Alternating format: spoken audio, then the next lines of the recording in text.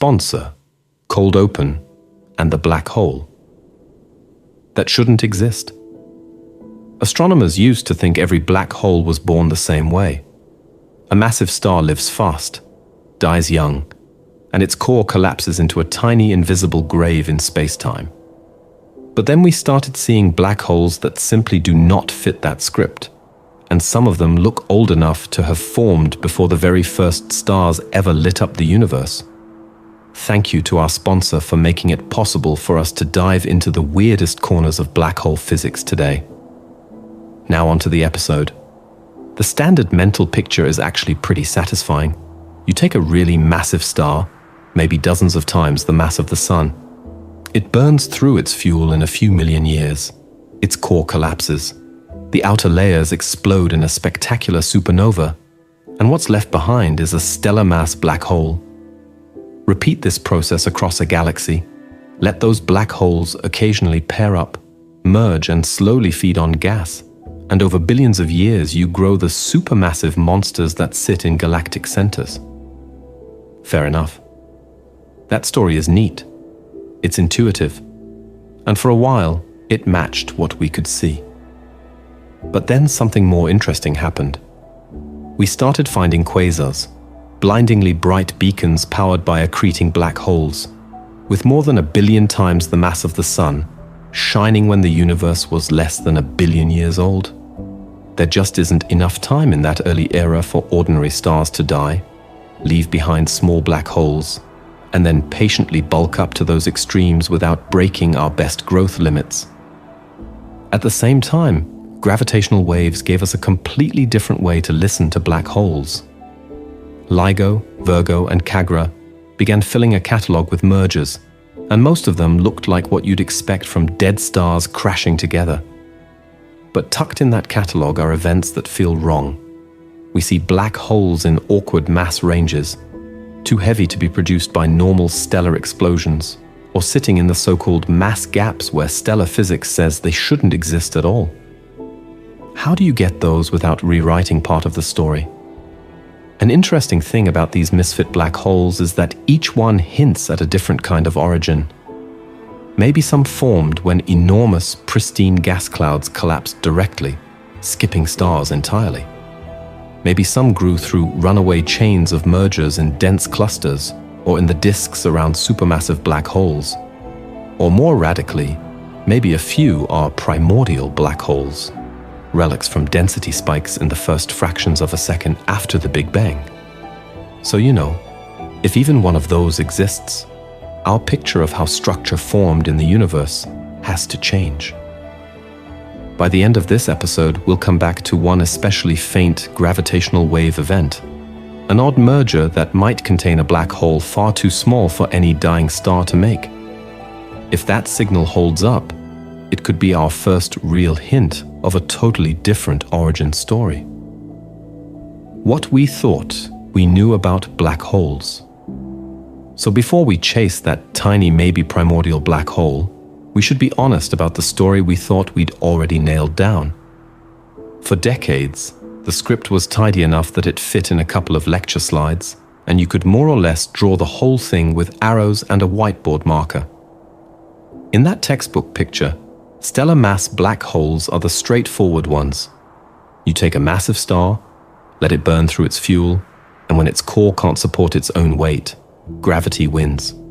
The star collapses, sometimes explodes as a supernova, and what's left behind is a black hole a few dozen times the mass of the sun. If you smash 2 neutron stars together, you can also tip them over the edge and get another stellar mass black hole. Fair enough. At the other extreme, we have the giants. Supermassive black holes, millions to billions of solar masses, live in the centers of galaxies. The standard story says they start small, then grow. They slowly fatten by accreting gas, swallowing stars, and merging with other black holes as galaxies collide.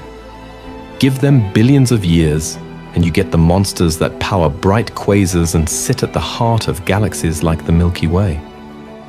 An interesting thing about that story is that it quietly assumes there's a smooth ladder of sizes. You start with stellar mass black holes, You climb through intermediate masses, and you eventually reach the supermassive regime. But when we actually look out into the universe, we see a huge mass gap.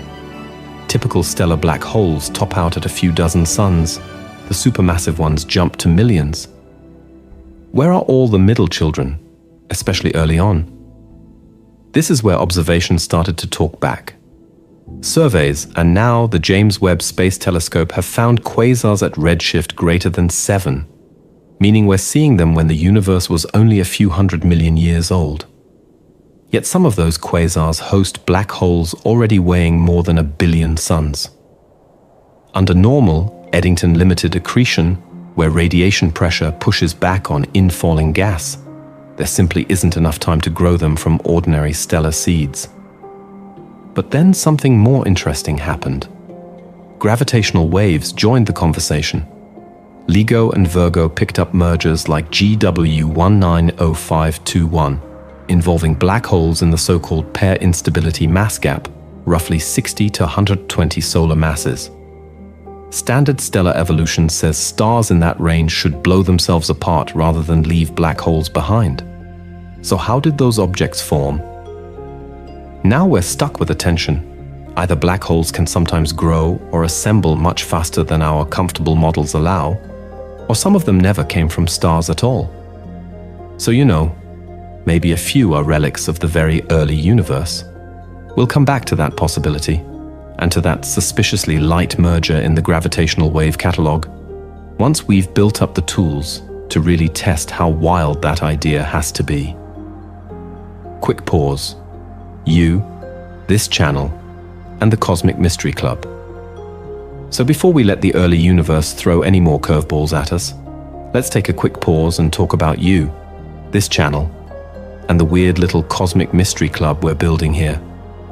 Because if you've stayed with us through mass gaps and suspiciously light black holes, you are absolutely our kind of person. If you enjoy these deep dives into the stranger corners of cosmology, where we go from "here's the catalog" to "wait, are some of these black holes older than stars?" It genuinely helps if you tap like. That tiny click tells the algorithm that gravitational waves and primordial black holes are, in fact, a reasonable use of human attention. And while you're there, tell us in the comments. Which origin story do you find more compelling or more unsettling? The neat stellar collapse picture, or the idea that some black holes are relics from fractions of a second after the Big Bang? An interesting thing about this channel is that it only works if we can afford to be patient with the science. That's where Patreon comes in. We don't really think of it as a perk store, so much as a way for a subset of you to underwrite the time it takes to read papers, check numbers, and build the visualizations that make these ideas feel concrete instead of hand-wavy. When we spend a week chasing down whether a subsolar mass merger could actually be real, or building that animation of the gravitational wave signal fading into noise, that's because patrons gave us the freedom not to chase the topic of the day. They make it possible to do episodes about things like primordial black holes that might turn out to be wrong, but are still worth understanding. Fair enough. There are some soft perks, because we know you're curious. Patrons get behind-the-scenes posts on how an episode comes together, early access when we can manage it, and regular Q&A threads where your questions help us figure out which puzzle to tackle next. But then something more interesting happened.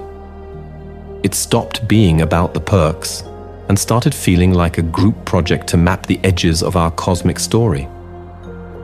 If you're already part of that group, thank you.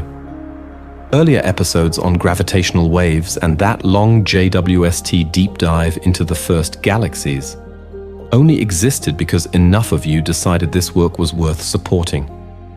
Your comments about mass gaps, about quasars that grow too fast, about could this be dark matter?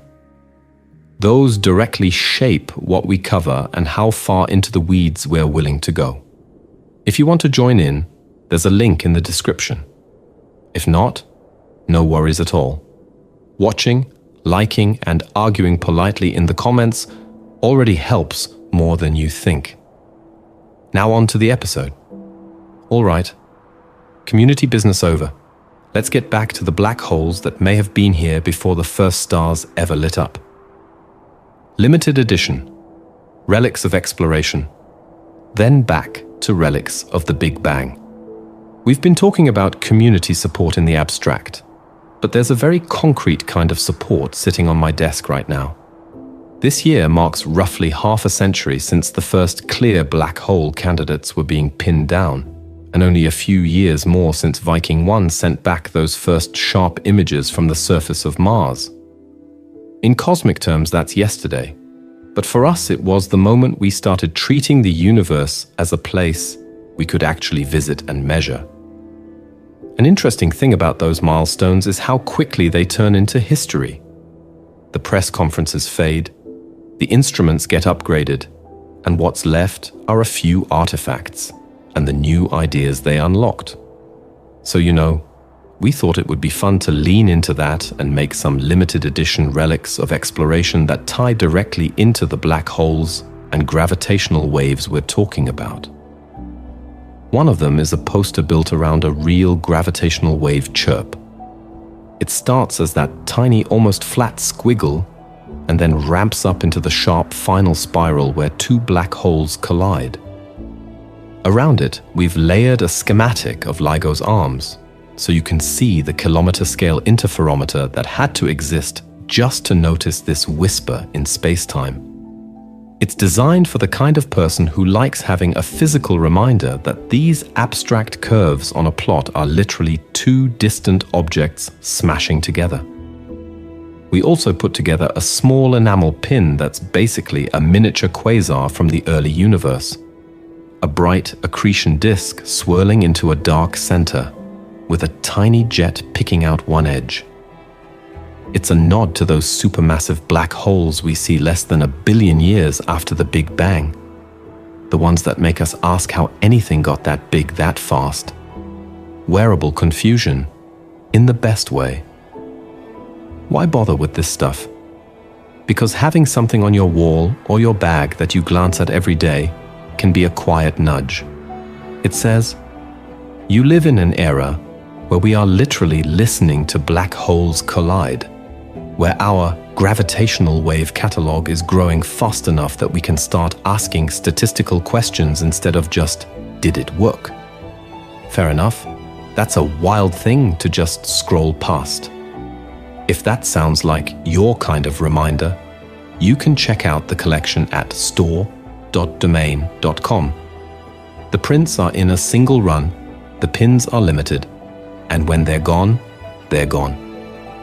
If you pick something up after the episode, it supports the channel and, hopefully, makes your physical space a little more cosmological.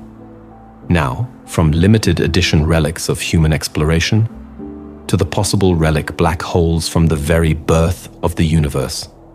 Now on to the episode. How gravitational waves opened a new window on black holes.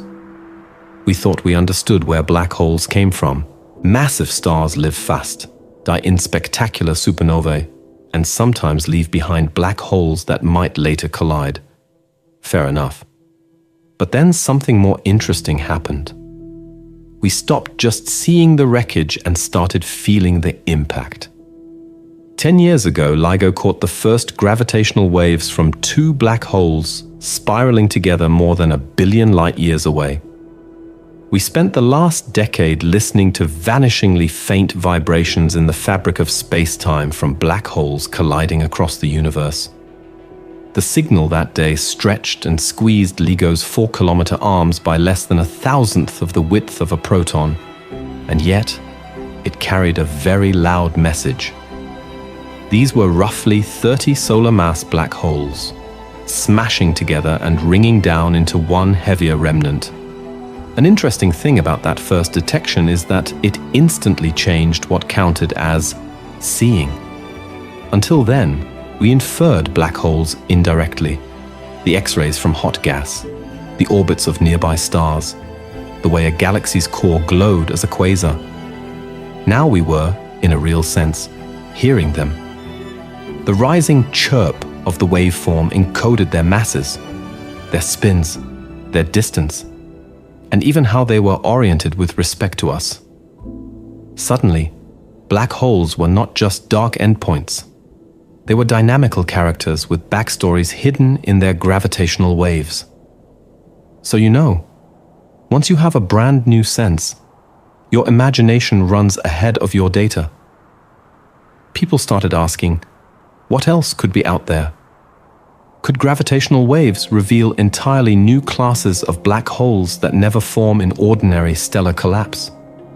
Could we probe the mysterious mass gap between normal stellar remnants and the giant supermassive black holes that anchor galaxies?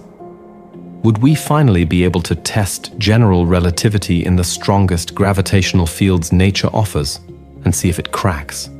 And tucked into the more speculative corners, might we catch hints of primordial black holes from the early universe, or direct collapse giants that skipped the whole star phase entirely?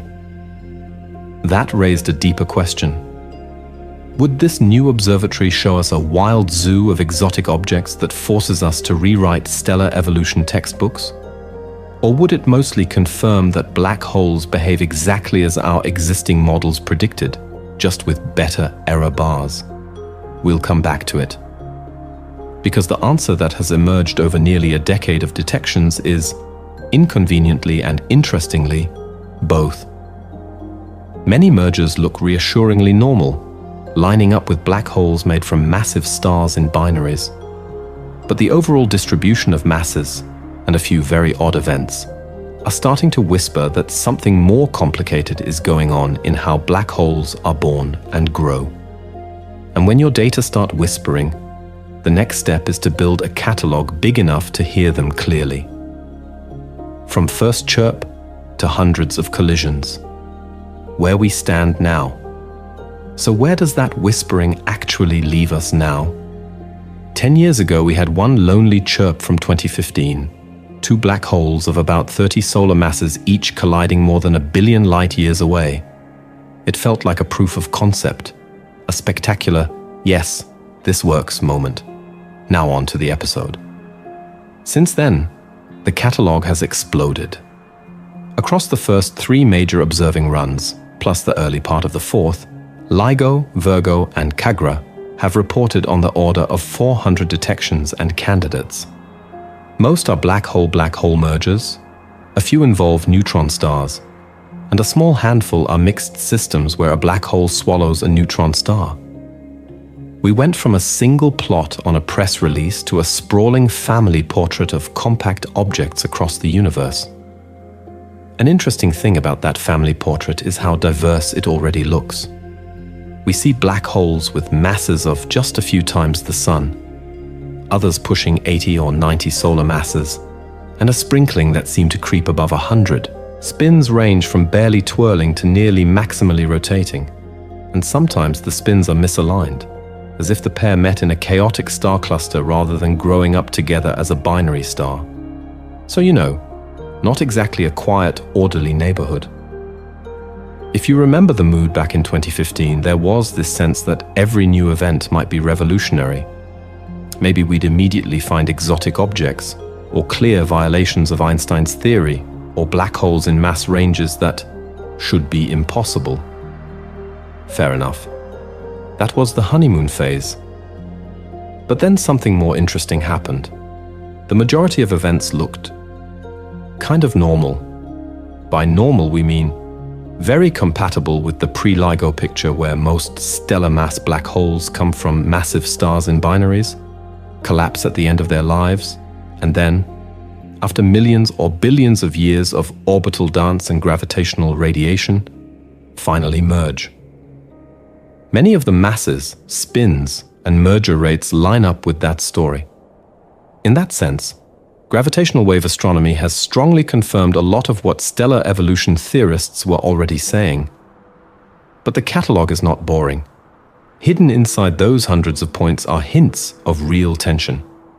There are objects sitting in the so-called pair instability mass gap, where standard stellar physics says supernova explosions should leave no black hole at all. There are spin patterns that look more like random encounters in dense clusters than neat, aligned binary evolution. There are surprisingly heavy systems that seem hard to build from ordinary stars in the time available. So we're left with the big evaluative question. Has this new science mostly rubber-stamped our old ideas? Or are these mass gaps, spin misalignments, and heavy outliers the fingerprints of alternative formation channels, runaway merger chains, black holes born directly from collapsing gas clouds, maybe even primordial seeds from the early universe? And here's the twist. One very faint, very odd event in that catalogue may be our first concrete hint that at least one merging black hole never came from a star at all. We'll come back to it, because if that signal holds up, it changes what these whispers from space-time are really telling us. The black hole that lives in the mass gap.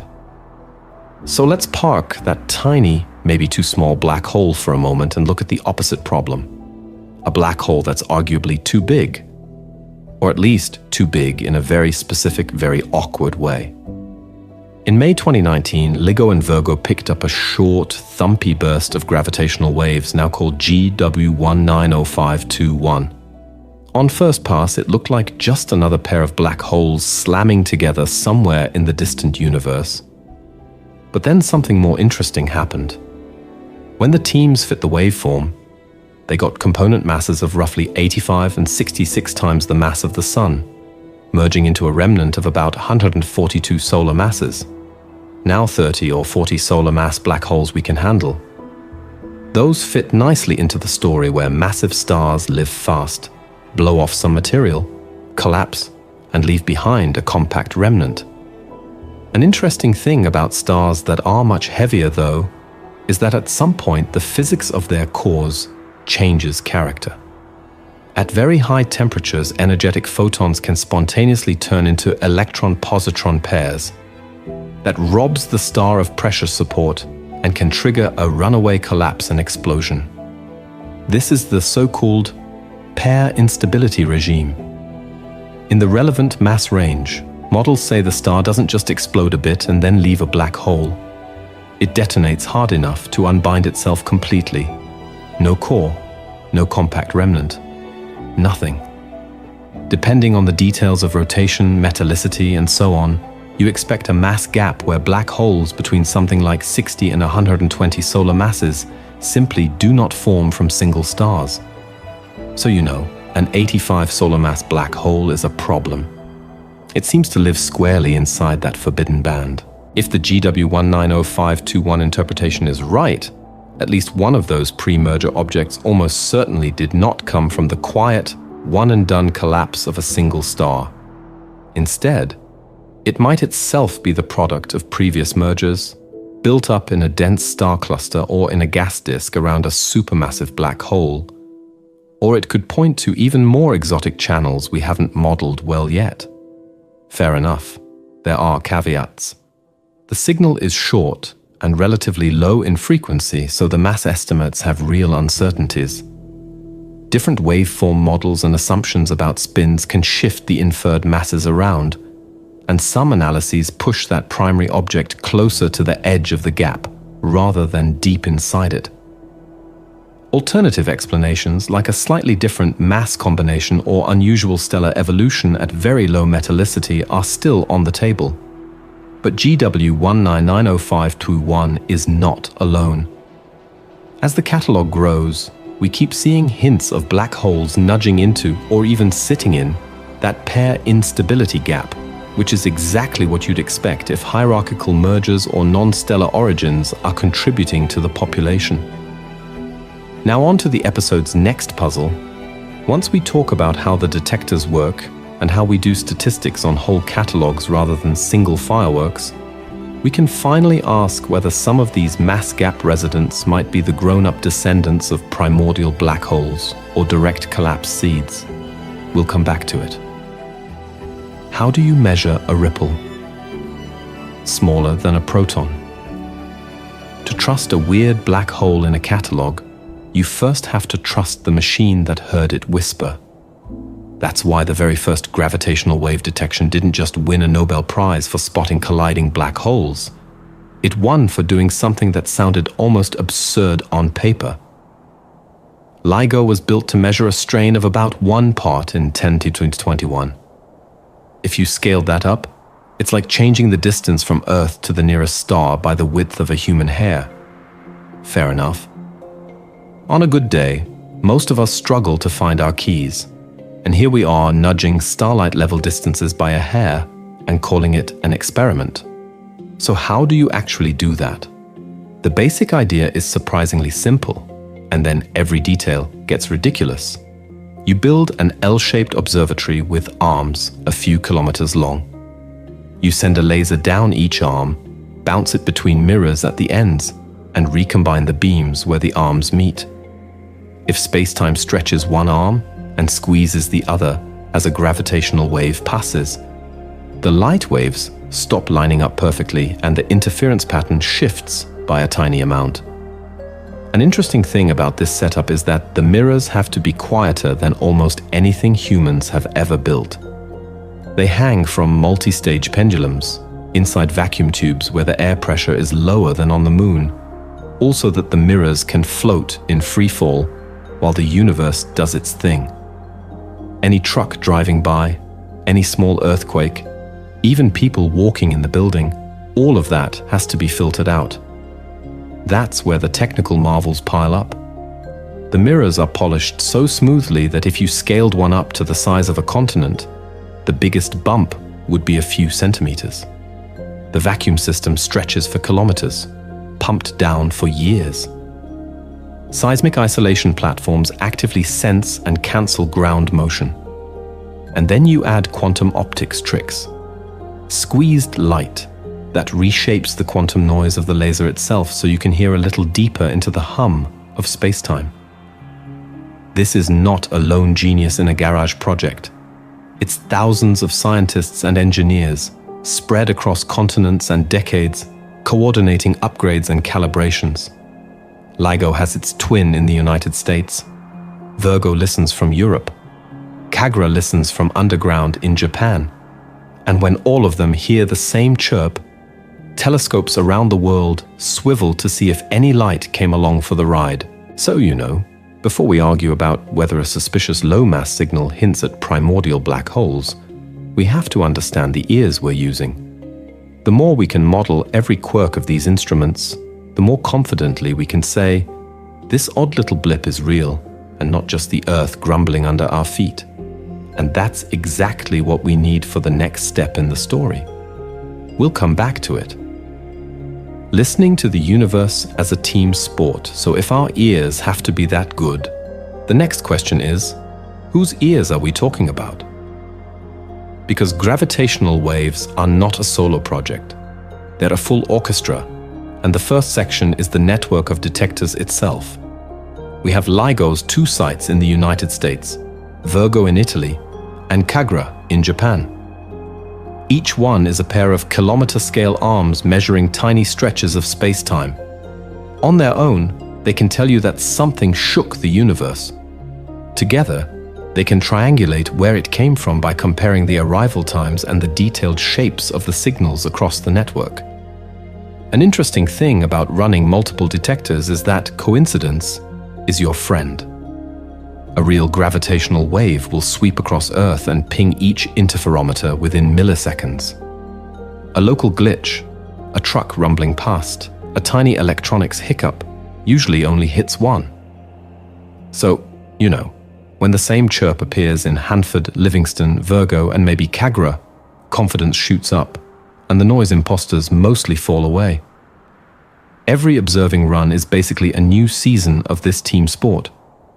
Between runs, engineers squeeze in upgrades, better mirror coatings, improved lasers, smarter vibration isolation.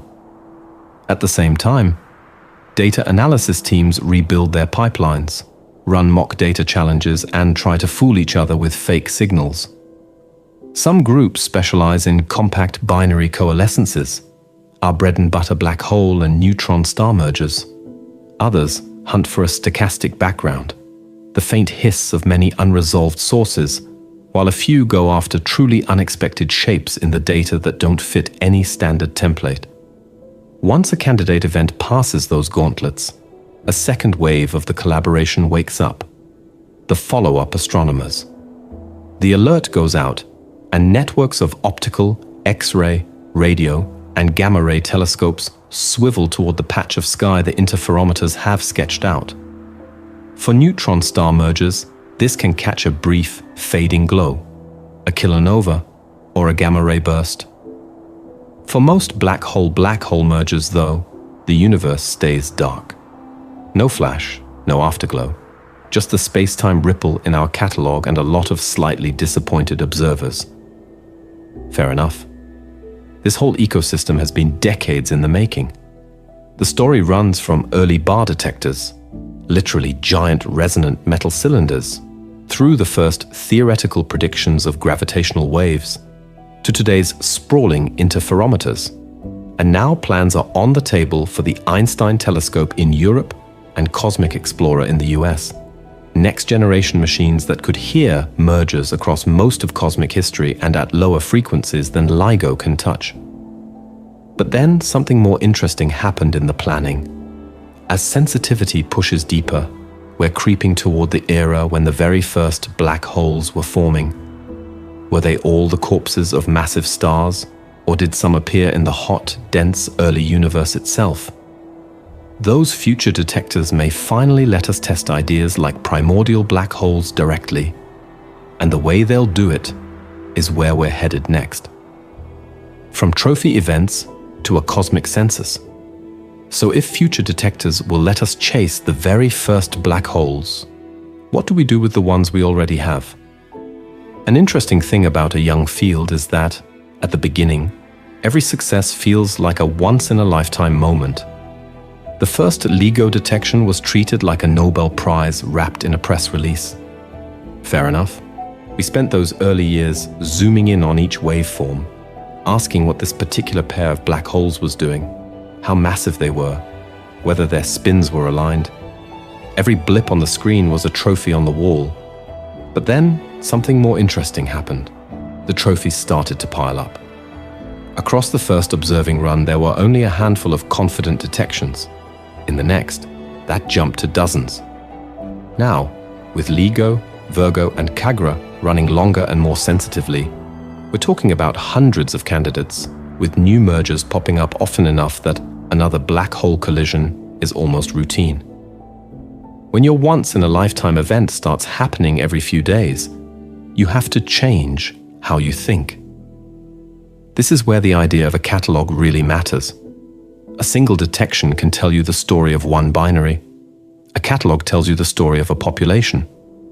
By lining up all those events, masses, spins, distances, redshifts, we can ask, how do black holes actually form across the universe? How often do they merge? Are there distinct families hiding in that parameter space that you'd never guess from one spectacular event? Now on to the episode's quiet superpower. Statistics. Patterns in the catalog are already poking at our theories.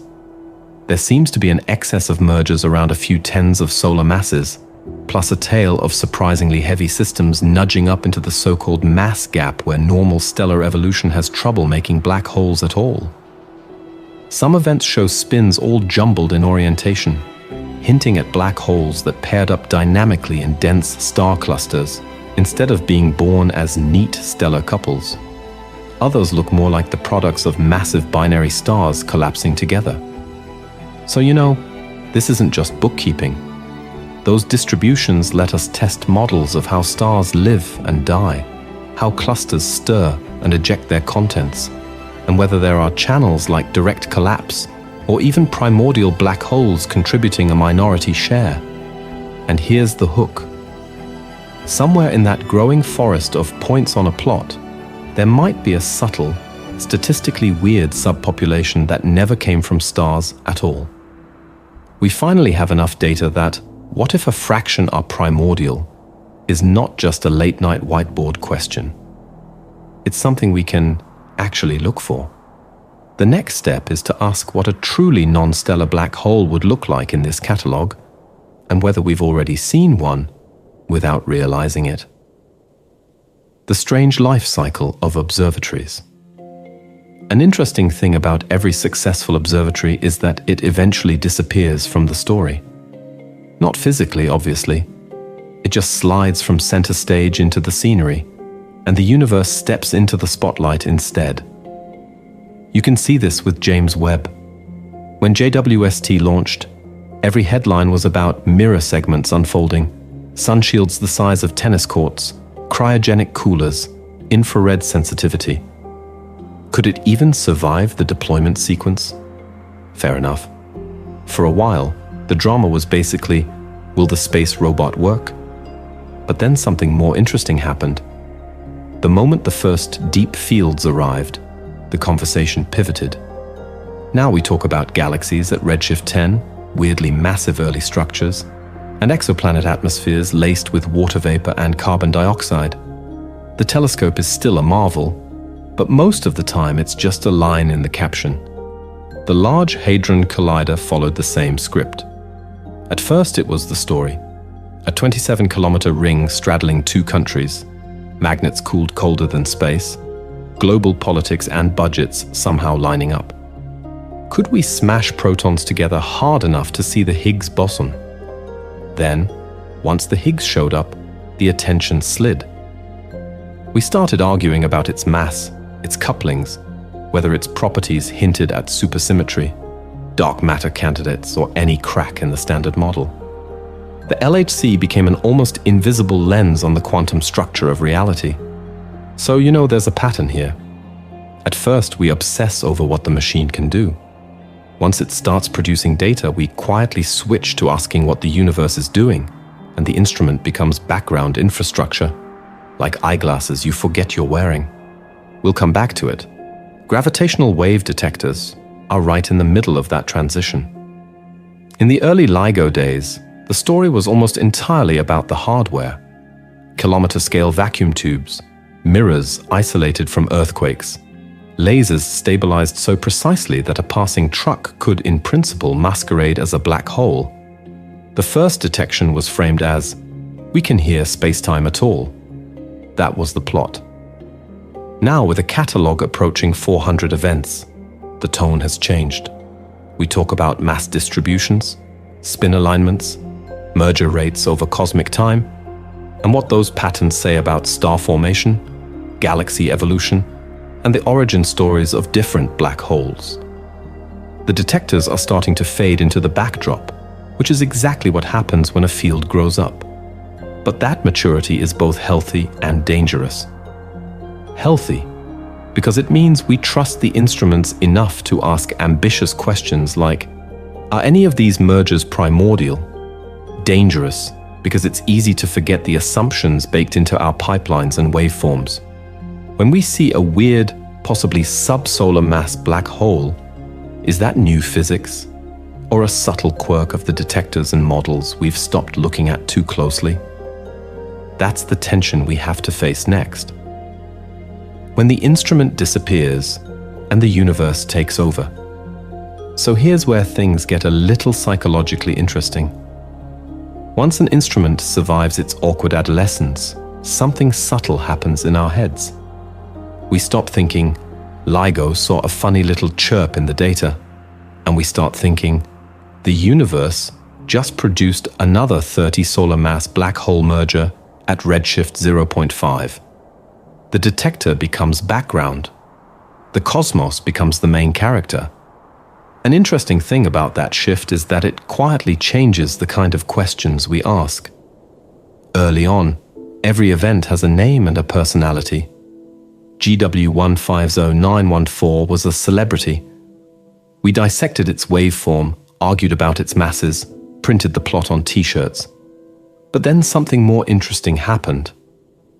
As the catalog grew into the hundreds, we stopped obsessing over individual wave squiggles and started asking, how many mergers are happening out there per cubic gigaparsec per year? Now we talk about populations. Instead of, this one was 36 solar masses, we ask how the whole mass function is shaped. Are low-mass black holes rare, or just harder to notice? How are spins distributed? Are they mostly aligned like binary stars that grew up together, or randomly oriented like strangers thrown together in a dense star cluster?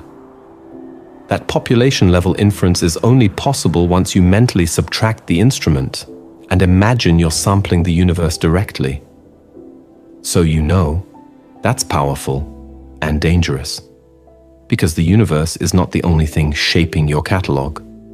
The detector is still there, quietly playing favorites. Heavy black holes produce louder gravitational waves, so they're easier to detect from farther away. If you forget that, you might look at a catalog dominated by 30 to 50 solar mass black holes and conclude, very confidently and very wrongly, that light black holes basically don't exist. Fair enough. The universe misleads us, but only when we let it. This becomes critical when we go hunting for exotic origins. Suppose you think you see a distinct population, maybe very heavy black holes that could be direct collapse monsters, or very light ones that might be primordial. Is that really a new family? Or just the tale of ordinary stellar remnants, sculpted by selection effects and noise quirks?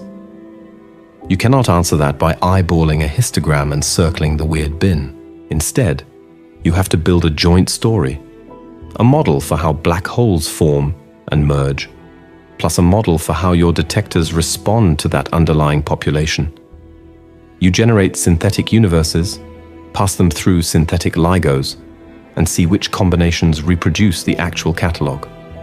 Only then can you say whether a primordial bump or a mass gap dip is statistically real.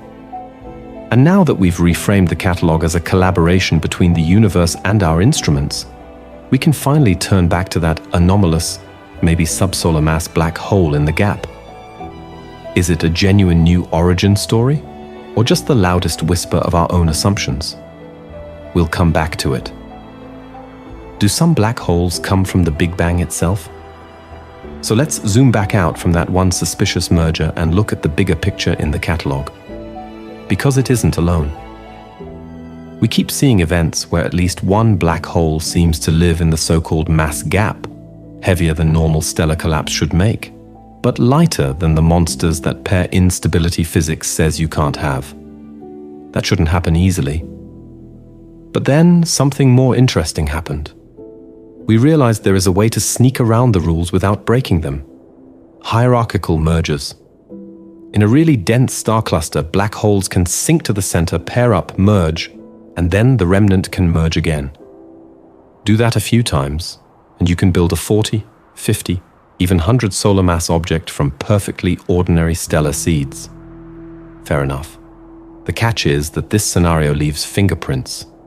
Repeated mergers should spin the final black hole up, and the random gravitational slingshots in a cluster should scramble the spins of the two partners relative to their orbit. So you know, if the mass gap events are mostly hierarchical, we ought to see a subpopulation in the gravitational wave data with high spins and misaligned orientations, living in environments like globular clusters or nuclear star clusters. Some of that is tentatively there. Some of it really isn't, and the statistics are still noisy. That's where the door opens to more radical ideas about where black holes come from. An interesting thing about the early universe is that it was both simpler and more extreme than anything we see now. In the first few 100 million years, you had huge, pristine gas clouds with almost no heavy elements. Under the right conditions, a cloud of 10,000 to 1,000,000 solar masses might skip stars entirely and collapse straight into a black hole. These direct collapse seeds start out already massive, so they can race up to the billion solar mass quasars that JWST is now seeing at redshifts above 7.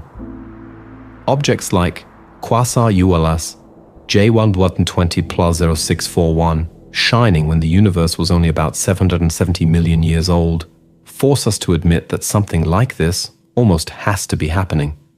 There just isn't enough time for normal stellar mass black holes to eat their way up under standard accretion limits. But even direct collapse still begins with gas and gravity in a universe that's already a bit settled. What if some black holes are older than that? Primordial black holes would form in the first fractions of a second after the Big Bang, when tiny overdensities in the hot plasma could collapse directly as space-time itself expanded. Depending on the size of those fluctuations, you could make black holes lighter than the Sun, or as heavy as a mountain of galaxies. Some might evaporate away, but others could survive as dark matter-like relics, or as the first seeds that later gas and stars fell onto. Here's where it all ties together. The gravitational wave mass distribution may already be hinting at multiple subpopulations, ordinary stellar remnants, hierarchical cluster products, maybe something more exotic. The high redshift quasars tell us that enormous black holes existed far too early, and our strange, maybe subsolar mass candidate is sitting right at the edge of what stellar physics allows. If even a small fraction of the black holes we're seeing are primordial, then our story of how structure formed, from the first stars to galaxies like the Milky Way, needs a serious rewrite. Now on to the episode. The next challenge is figuring out how you would actually prove that any given black hole came from the Big Bang itself and not from some clever astrophysical workaround. That's where future detectors and surveys are being aimed, and where the real fun begins. What we've learned, and what we still don't know. So where does all of that leave us? We started this episode with a pretty clean story. Black holes are what massive stars leave behind when they die, plus the occasional upgrade from a merger or two. It was a nice, orderly picture. Fair enough. But then something more interesting happened. Quasars showed up less than 1 billion years after the Big Bang, already powered by black holes 1 billion times the mass of the Sun. LIGO and friends started flagging mergers with objects sitting in the should-not-exist mass gap. Our gravitational wave catalog quietly filled with events whose spins and masses whispered that some black holes had lived complicated, social lives in clusters. Suddenly, the simple story started to fray. An interesting thing about that fraying is that it didn't leave us with chaos. It left us with options. We now talk about multiple formation channels. There's the familiar route. Massive stars collapse, make black holes, and their binaries merge. In dense star clusters, those remnants can pair up dynamically and then merge again, building heavier and heavier black holes in a kind of hierarchical ladder. In the early universe, giant primordial gas clouds may have skipped stars entirely, collapsing straight into direct collapse black holes with 100,000 suns worth of mass in a single go. And hovering in the background, there's the truly radical idea: primordial black holes, formed from tiny overdensities in the first fractions of a second after the Big Bang. So you know, these are not rival fan clubs where only one can be right. The universe is under no obligation to pick a single channel. The real question is, how much does each pathway contribute, and in which environments? Right now, the data give us a kind of tiered confidence. We are on very solid ground that lots of black holes are stellar in origin. We see their progenitor stars, their X-ray binaries, their gravitational wave mergers. We have intriguing but not yet decisive hints of hierarchical buildup in clusters, and maybe even of direct collapse seeds in the earliest galaxies JWST is uncovering. For primordial black holes, the situation is almost inverted. We mostly have indirect model-dependent constraints saying, if they exist, they can't be too abundant here, or too clumpy there, but no smoking gun yet. That's why the instruments matter so much. As LIGO-Virgo and KAGRA improve, as future detectors listen deeper and lower in frequency, and as JWST and its successors push to earlier cosmic times, today's anomalies either settle into well-mapped populations or vanish as artifacts. Our neat plots of mass and spin will either sprout clear signatures of exotic origins or quietly rule some of them out. And we're living right at that pivot. Black holes are shifting from mysterious tombstones of dead stars to active probes of the early universe and of fundamental physics. In the next decade, our catalogs could tell us whether some black holes really are older than the first stars. But how would we recognize such ancient objects hiding in a sea of ordinary mergers? And what would it mean if we did? Your role in the next black hole discovery. So here's where you come in. We've walked through stellar collapse, runaway mergers, and the wild idea that some black holes might be primordial fossils from the first fractions of a second after the Big Bang. Now I want to know how you'd bet and how you'd dream. In the comments, tell us two things. First, if you had to put money down today, which origin channel do you think explains the weirdest objects in the catalog? Exotic stellar evolution, repeated mergers in dense clusters, or genuinely primordial black holes sprinkled through the early universe? Second, which one do you secretly hope is true, even if you're not convinced yet, and why? Those answers are interesting not just as a poll, but as a way to surface different intuitions about how the universe likes to build things. Because an interesting thing about this moment is that public understanding is now part of the experiment. The more people who actually know how we test ideas like primordial black holes, by sifting through gravitational waves, checking mass gaps, and arguing over noise models, the harder it is for overhyped headlines or conspiracy theories to fill in the gaps.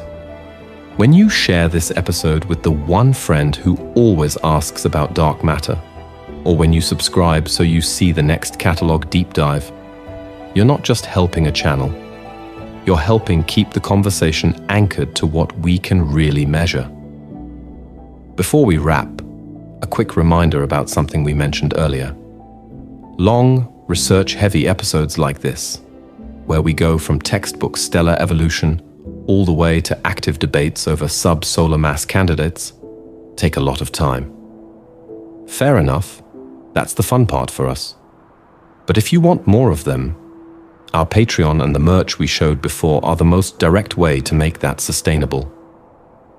Think of it as funding more observing runs, except the interferometer is our over-caffeinated writing process. Now on to the episode after this one, because we're not done with black holes. We're planning to dive into how Hawking radiation should slowly evaporate them, what really happens at the event horizon in different theories of gravity, and how next-generation detectors might map the entire merger history of black holes across cosmic time. We'll come back to it with new data as LIGO-Virgo-KAGRA and their successors push to fainter and stranger signals. So you know, even though black holes are the ultimate no-escape objects, the story around them is nowhere near finished. Every new detection is another clue, another constraint on how the universe built its first structures. By staying curious, skeptical, and engaged, you're effectively part of the team trying to reconstruct that origin story. Stick around, ask hard questions in the comments, and we'll keep following the gravitational waves wherever they lead.